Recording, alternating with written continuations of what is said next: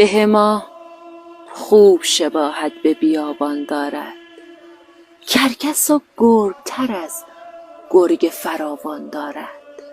روز و شب دائما از گله ما خورده شده، رد پا پاک نشان از سگ چوپان دارد. سالها دزد فقط خانه رعیت زده است، ماجرا بد خبر است توطئه خان دارد. عجب از خان که چرا با همه مال و منال باز هم چشم بر این سفره دهقان دارد.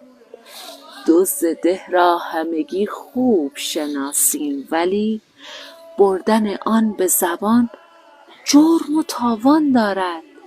گله ها هیچ، در این ده خودمان در خطریم، ده ما گرگتر از گرگ فراوان دارد.